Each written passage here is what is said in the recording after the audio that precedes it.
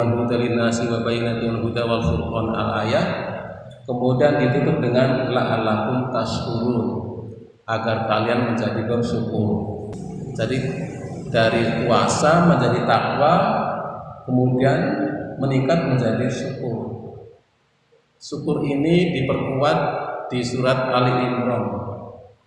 Fattaqullaha la'allakum tashkurun, maka bertakwalah kepada Allah agar kalian menjadi orang-orang yang bersyukur. Jadi syukur itu derajatnya lebih tinggi daripada takwa. Kalau dilanjutkan lagi ke ayat 86, maka di situ disebutkan la'allahum yarshudun, agar mereka dalam kondisi selalu dalam kebenaran. Jadi orang Islam yang berpuasa menjadi bertakwa, mampu bersyukur dan selalu bersyukur, maka itu artinya orang Islam yang benar, yang selalu dalam kebenaran. Itu ayatnya begitu ya. Syukur itu adalah buah daripada ridho, hasil daripada ridho Allah.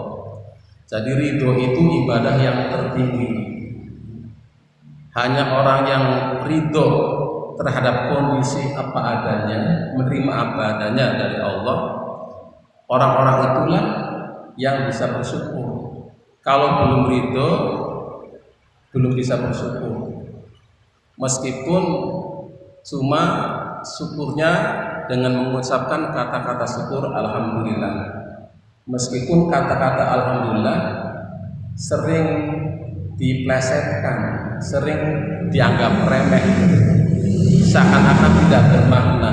Padahal itu adalah tingkat syukur sebetulnya. Tapi karena sudah menjadi kebiasaan sehingga kita tidak merasakannya itu syukur yang sebenarnya.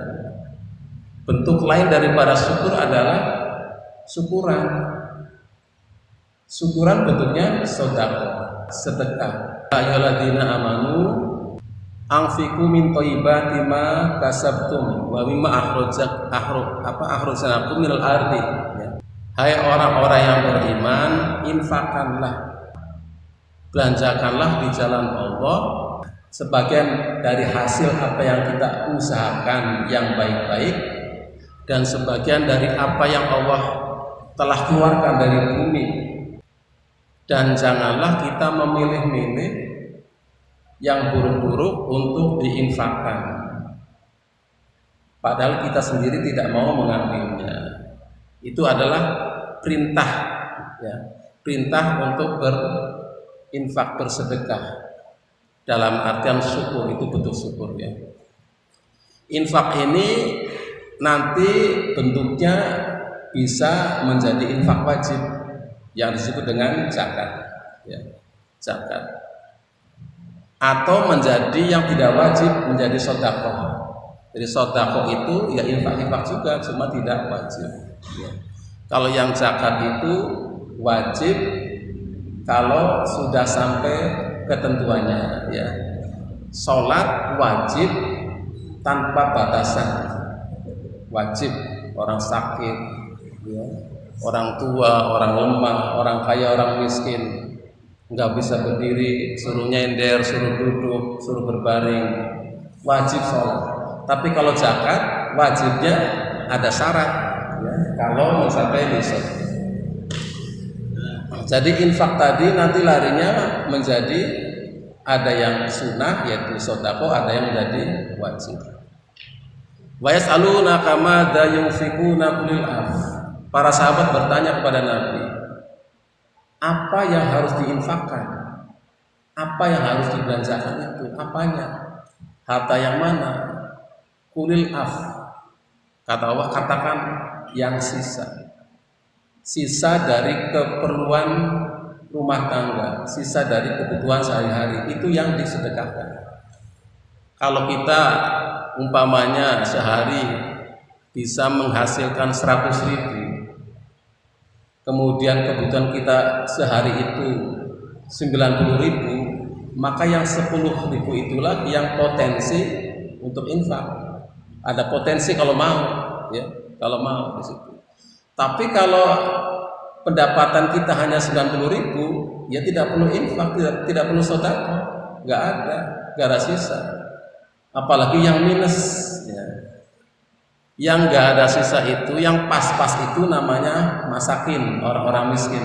Jadi orang miskin itu adalah orang yang pendapatannya itu habis untuk kebutuhan sehari-hari, tidak tersisa pas-pasan. Kemudian ada fukoro, orang-orang fakir itu di bawah itu, pendapatannya kurang, ya. Jadi untuk makan saja susah. Nah itu, dan yang ini ya nggak bisa, nggak ada sisa untuk diinfakkan, ya. Jadi nggak kena. Kepada siapakah infak itu? Yas'aluna kama da yunfikun kul ma anfaqtum min khairin falil walidaini wal aqrabina wal yatama wal masakini wabnis sabil, ya. Jadi harta sisa tadi yang potensi untuk disedekahkan itu ditujukan kepada siapa? Kedua orang tua, ya. Ditujukan untuk kedua orang tua. Karena tadi sisa. Jadi sisa setelah kebutuhan rumah tangga, kebutuhan istri dan anak-anak. Jadi kebutuhan istri dan anak sudah tercukupi untuk sehari-hari, sisanya itulah yang kemudian menjadi potensi untuk sedekah atau menjadi zakat kalau besar, ya. Untuk kedua orang tua. Kemudian akrobin, kerabat dekat. Jadi urutannya begitu. Orang tua, kedua orang tua, kerabat dekat, anak yatim, orang miskin. Anak yatim, kemudian orang miskin, kemudian orang dalam musafir, ya, dalam perjalanan tadi yang membutuhkan. Di ayat lain dikatakan wa atal mala ala hubbihi dzawil qurba wal yatama wal masakina wa ibnas sabili wasailina wa firiqo, ya. Jadi kalau kita punya harta yang kita cintai, kita kasih kepada dzawil qurba, keluarga dekat, ya. Tadi kan tadi ada orang tua dulu kan, kalau orang tua sudah berarti dzawil qurba, keluarga dekat, jangan diloncatin. Kemudian anak-anak yatim, kemudian orang miskin, abdul sabil tadi, ya, dalam perjalanan tadi, ya. Wasailina termasuk orang-orang yang minta-minta itu ada jatah di harta kita. Jadi kalau ada orang datang ke rumah minta-minta, itu ada jatah itu. Kemudian di surat At-Taubah ayat 60 itu yang infak wajib. Kepada siapakah dia? Inama shadaqatu lil fuqara, ini ada fuqaranya, ada fuqaranya. Inama shadaqatu lil fuqara'i wal masakini wal alimina wal amilina 'alaiha wal mu'allafati qulubuhum wa fi riqab wal gharimina wa fi sabilillahi wa ibnis sabil. Ya, kalau zakat itu untuk fuqara yang tadi orang minus-minus, yang untuk makan aja susah. Kemudian meningkat untuk orang-orang miskin yang pas-pasan, untuk amilnya, untuk orang yang mu'alaf, ya, untuk apalagi itu, untuk membebaskan budak, untuk orang yang punya hutang, terlilit hutang, ini yang terjerat rentenir, itu dapat, ya. Kemudian untuk sabilillah di jalan Allah, kemudian untuk musafir, ya. Itu nanti yang ahli fikih bisa menjelaskannya lebih lanjut, ya. Gitu, ya. Pertanyaannya, kalau ada anak yatim,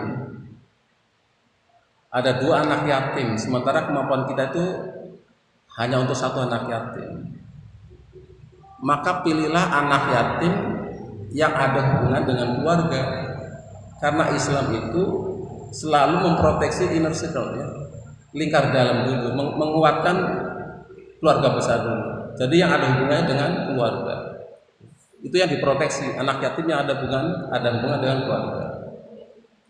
Begitu juga fukoro, begitu juga dengan masakin, orang-orang miskin juga yang ada hubungan dengan keluarga. Jangan loncat-loncat, nanti semut yang di seberang lautan, kelihatan atau tidak kelihatan?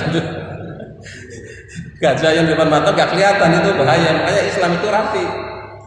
Jadi keluarga dulu, keluarga terus melebar dikit, melebar, baru yang jauh.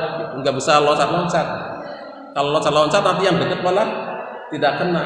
Nah itulah hebatnya Islam. Gitu, ya. Kemudian kalau ada pertanyaan, ini ada fukoro, orang yang minus, ya.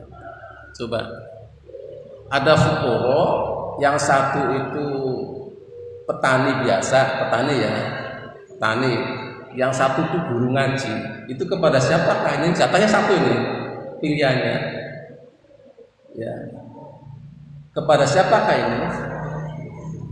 Maka yang lebih berhak adalah kepada guru ngaji, yang fukoro ya, kan guru ngaji ada yang nggak fukoro, yang kaya juga banyak ya, gitu ya.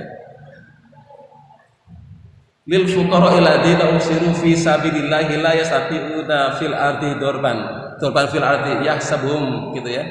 Jadi kepada alayah, kepada fakir, orang-orang yang minus tadi, yang berjuang di dalam agama Allah, itu yang diutamakan. Karena apa? Karena mereka itu tidak punya waktu untuk cari uang, waktunya habis ngurusin masjid, habis ngurusin santri, habis untuk ngajar, habis untuk nyapu masjid yang gajinya nggak ada, misalnya gitu ya. Itu, jadi itu yang diutamakan, gitu ya. Jadi kalau ada fukoro, maka yang ada hubungannya dengan agama itu yang diutamakan. Guru ngaji, imam masjid, imam musola, apa tuh, marbot masjid, gitu ya. Itu yang ada hubungannya dengan musola tadi, yang ada hubungannya dengan agama. Karena ini sangat penting. Karena Islam itu dengan sodako model begini, dengan adanya sodako itu adalah bentuk pemihakan Islam kepada orang-orang lemah. Ya, makanya sodako itu tidak boleh diberikan kepada orang kaya, nggak boleh. Ya, kalau ke orang kaya namanya hadiah, penghormatan. Ya, wa idahu itu bitahiyatin fahayu biasanya minha auduha. Ya, kalau kalian dikasih penghormatan, dikasih hadiah, maka terima. Suatu saat kita kembalikan yang lebih baik dari itu, atau yang setimpal, itu ayatnya begitu.